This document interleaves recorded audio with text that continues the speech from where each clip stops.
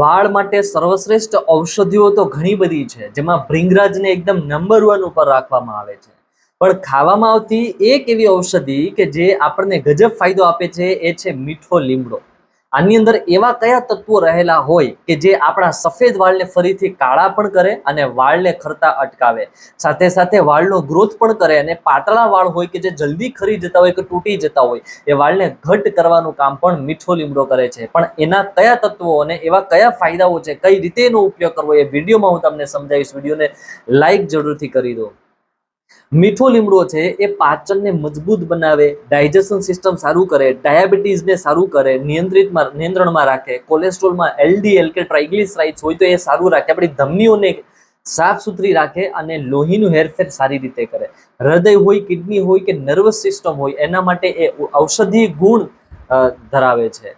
પણ વાળ માટે શું ધરાવે છે એના વિશે હવે આપણે આગળ વાત કરીએ. દોસ્તો, મીઠો લીમડો એ મેલાનિનનું ઉત્પાદન વધારવાનું કામ કરે છે.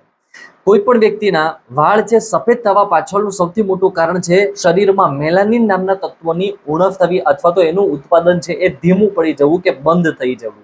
હવે મેલાનિન બંધ થઈ જાય તો ધીરે ધીરે વાળ છે એ સફેદ થવા માંડે. એટલે ઘણી વખત કહીએ ને કે પ્રી મેચ્યોર, નાની ઉંમરે વાળ સફેદ થઈ જાય. પ્રી મેચ્યોર ગ્રે હેરની તકલીફ છે એ નાની ઉંમરે, એટલે 20, 25, 30, 35 વર્ષ સુધીની ઉંમરે જો આવી તકલીફ હોય તો એને પ્રી મેચ્યોર ગ્રે હેર કહી શકાય. તો એનું સૌથી મોટું કારણ છે મેલાનિન.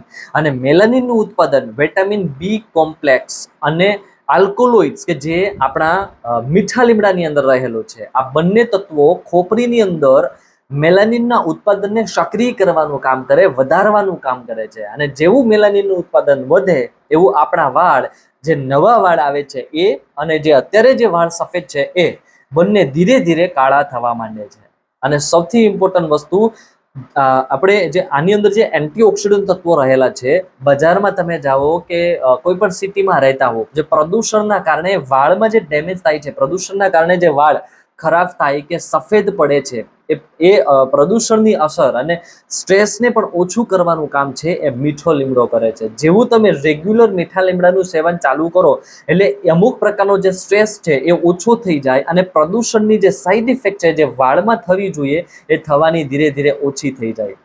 આની પેસ્ટ કે આનું તેલ પણ તૈયાર કરી શકો. આની પેસ્ટ ખોડા માટે, વાળના જે પાતળા વાળ હોય ને તૂટતા અટકાવવા માટે, વાળના ગ્રોથ માટે ખૂબ ઇમ્પોર્ટન્ટ છે. પણ અત્યારે આ વિડીયોમાં ખાલી તમને ખાવા વિશે જ સમજાવીશ, બરાબર છે? અને કઈ રીતે ખાવું એ પણ હું વિડીયોમાં છેલ્લે કહીશ. બેટા કેરોટીન અને પ્રોટીન આની અંદર સારું છે, જે વાળને ખરતા અટકાવે છે, વાળનો ગ્રોથ કરે અને પાતળા વાળ હોય એને ઘટ કરવાનું કામ છે એ બેટા કેરોટીન અને પ્રોટીન ધરાવતો મીઠો લીમડો કરશે. તો હવે એનો ઉપયોગ કઈ રીતે કરવો? મીઠો લીમડો ગજબનો ફાયદાકારક છે, લોહી વધારવા અને લોહી સુધારવાનું કામ પણ કરે છે. એનો ઉપયોગ છે રોજ સવારમાં ઉઠી ખાલી પેટ, નરણા કોઠે હોય તો વધારે સારું, ખાલી પેટે તમારે 4 થી 5 પાન લેવાના છે.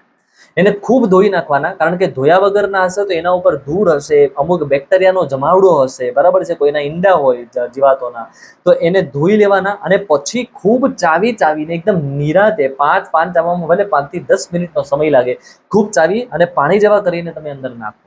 એના ઉપર અડધો ગ્લાસ કે 1 ગ્લાસ પાણી તમે પી લો. એ પછી અડધો કલાક સુધી પછી તમારે નાસ્તો કરવાનો છે. બસ આટલું કરવામાં આવે તો આ લીવરને સાફ કરશે, ડિટોક્સ કરશે અને વાળને અંદરથી પોષણ આપવાનું કામ છે એ ચાલુ કરશે.